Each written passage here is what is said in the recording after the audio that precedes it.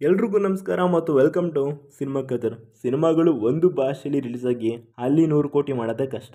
ಅಂಥದ್ರಲ್ಲಿ ಬೇರೆ ಭಾಷೆಯಲ್ಲಿ ಡಬ್ ಆಗಿ ಅಲ್ಲಿ 100 ಕೋಟಿ ಮಾಡೋದು ಅಂದರೆ ಸಿನಿಮಾ ಯಾವ ಲೆವೆಲ್ಗೆ ಇರಬೇಕು, ಅದರ ಬಜೆಟ್, ಅದರ ಸ್ಟಾರ್ ಕ್ಯಾಸ್ಟ್ ಯಪ್ಪ. ಹಾಗಾದರೆ ಇವತ್ತಿನ ನಮ್ಮ ವಿಡಿಯೋದಲ್ಲಿ ದಕ್ಷಿಣ ಭಾರತದ ಯಾವ ಸಿನಿಮಾಗಳು ಹಿಂದಿಗೆ ಡಬ್ ಆಗಿ ಅಲ್ಲಿ 100 ಕೋಟಿ ಕಲೆಕ್ಷನ್ ಮಾಡಿದೆ ಅನ್ನೋದನ್ನ ನೋಡ್ಕೊಂಬರೋಣ ಬನ್ನಿ. ಪುಷ್ಪ. ಅಲ್ಲು ಅರ್ಜುನ್ ಅಭಿನಯದ ಪುಷ್ಪ 2021 ಡಿಸೆಂಬರ್ 17ರಲ್ಲಿ ರಿಲೀಸ್ ಆಗಿತ್ತು. ಪುಷ್ಪ ಸಿನಿಮಾದ ಅಭಿನಯಕ್ಕೆ ಅಲ್ಲು ಅರ್ಜುನ್ ನ್ಯಾಷನಲ್ ಅವಾರ್ಡ್ ಕೂಡ ಪಡೆದಿದ್ರು. ಪುಷ್ಪ ಸಿನಿಮಾ ಹಿಂದಿ ಬೆಲ್ಟ್ನಲ್ಲಿ 108 ಕೋಟಿಗೂ ಅಧಿಕ ಕಲೆಕ್ಷನ್ ಮಾಡಿತ್ತು. 250 ಕೋಟಿ ಬಜೆಟ್ನಲ್ಲಿ ತಯಾರಾಗಿದ್ದ ಪುಷ್ಪ ಸಿನಿಮಾ ಒಟ್ಟು 360 ಕೋಟಿಗೂ ಅಧಿಕ ಕಲೆಕ್ಷನ್ ಮಾಡಿದೆ. ಬಾಹುಬಲಿ. ಭಾರತಾದ್ಯಂತ ಭಾರಿ ಸದ್ದು ಮಾಡಿದ್ದ ಮತ್ತೊಂದು ತೆಲುಗಿನ ಸಿನಿಮಾ ಬಾಹುಬಲಿ. ಈ ಸಿನಿಮಾದ 2 ಭಾಗಗಳು ಕೂಡ ಹಿಂದಿಯಲ್ಲಿ 100 ಕೋಟಿಗೂ ಅಧಿಕ ಕಲೆಕ್ಷನ್ ಮಾಡಿತ್ತು. ಬಾಹುಬಲಿ ಪಾರ್ಟ್ 1 118 ಕೋಟಿ ಕಲೆಕ್ಷನ್ ಮಾಡಿದರೆ ಪಾರ್ಟ್ 2 ಬರೋಬ್ಬರಿ 511 ಕೋಟಿ ರೂಪಾಯಿ ಕಲೆಕ್ಷನ್ ಮಾಡಿತ್ತು.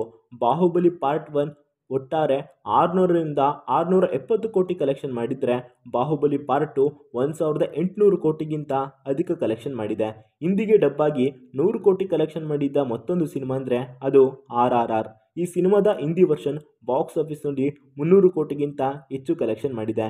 ಇನ್ನು ಹಿಂದಿ ಮಾರುಕಟ್ಟೆಯಲ್ಲಿ ಅತಿ ಹೆಚ್ಚು 100 ಕೋಟಿ ಸಿನಿಮಾಗಳನ್ನ ಹೊಂದಿರೋ ನಟ ಪ್ರಭಾಸ್. ಅವರ ಬಾಹುಬಲಿ ಪಾರ್ಟ್ 1 ಮತ್ತು ಪಾರ್ಟ್ 2 ಹಿಂದಿಯಲ್ಲಿ 100 ಕೋಟಿಗಿಂತ ಅಧಿಕ ಗಳಿಸಿದರೆ, ತದನಂತರ ಬಂದಂಥ ಸಾವೋ ಮತ್ತು ಸಲಾರ್. ಸಾವೋ ಸಿನಿಮಾದ ಹಿಂದಿ ವರ್ಷನ್ 150 ಕೋಟಿ ಗಳಿಸಿದರೆ ಸಲಾರ್ 175 ಕೋಟಿಗಿಂತ ಅಧಿಕ ಕಲೆಕ್ಷನ್ ಮಾಡಿತ್ತು. ಪ್ರಭಾಸ್ ಅವರ ಮತ್ತೊಂದು ಸಿನಿಮಾ ಆದಿಪುರುಷ್ ಕೂಡ 130 ಕೋಟಿ ಕಲೆಕ್ಷನ್ ಮಾಡಿತ್ತು. ಆದಿಪುರುಷ್ ಬರೋಬ್ಬರಿ 500 ಕೋಟಿಲಿ ತಯಾರಾದಂಥ ಸಿನಿಮಾ, ಆದರೆ ಬಾಕ್ಸ್ ಆಫೀಸ್ನಲ್ಲಿ ಗಳಿಸಿದ್ದು 320 ಕೋಟಿ ಮಾತ್ರ.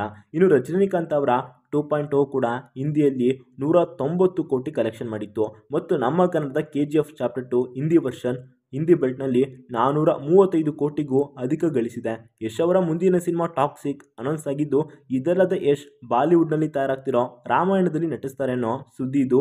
ಈ ಸಿನಿಮಾ ಬರೋಬ್ಬರಿ 700 ಕೋಟಿಯಲ್ಲಿ ತಯಾರಾಗ್ತಿದೆ.